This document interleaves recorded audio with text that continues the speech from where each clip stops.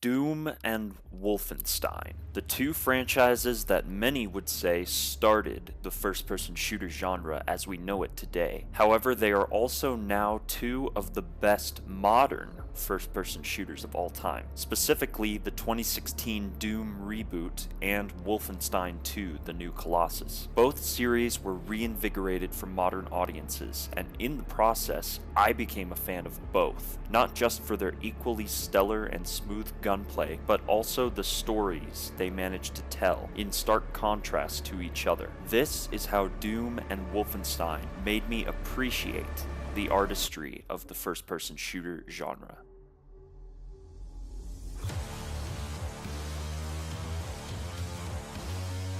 Doom holds nothing back in the gameplay department, but also in the story. The Doomslayer may be a silent protagonist, but his actions speak far louder than words ever could. In fact, it is his actions that tell the story of the man behind the armor, a being consumed by rage and bloodlust. The way the Slayer expresses himself in both cutscenes and gameplay tells a far more compelling narrative than most. You understand more about him as a character in the smallest of moments, and the character and story become much richer as a result. The exposition is there in the environment for you to find, but it is never forced upon you. That in and of itself immediately separates Doom from most first-person shooters of today. This is part of what makes the experience of playing Doom such a delight. The ability to embody this symbol of badassery and act in opposition to the trends of modern shooters, namely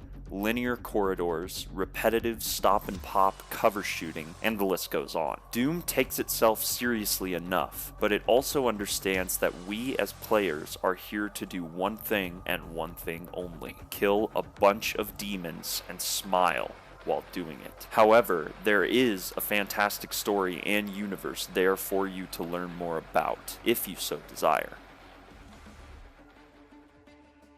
Wolfenstein, on the other hand, is all about telling a very structured narrative with the main character that has a defined voice and personality. We understand BJ Blazkowicz as a character in a very different way than the Doomslayer. Yes, he kills Nazis in a just as gruesome fashion as the Slayer murders demons, but BJ has a more thoughtful nature. He tires of fighting the same battles with the same enemies he has fought for years, something that certainly couldn't be said about the Doomslayer. BJ has friends, family, a woman he loves, and children who he must defend with every fiber of his being. He is a more human character than the Doomslayer, plain and simple. His struggles are more recognizable because they are struggles that we as human beings can recognize. We never exit the body of BJ Blazkowicz, and we see the world through his perspective at all times, which only helps us immerse ourselves into the mind of Terror Billy even further, and makes his journey from abused and scared child to vengeful, justice-seeking Nazi killer that much more compelling.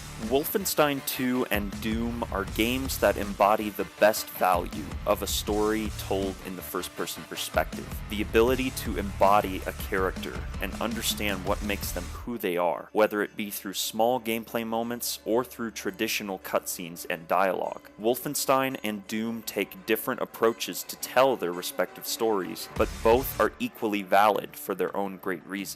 With Wolfenstein Youngblood and Doom Eternal on the way, we should expect even more great stories to be told within both franchises, especially Doom Eternal, because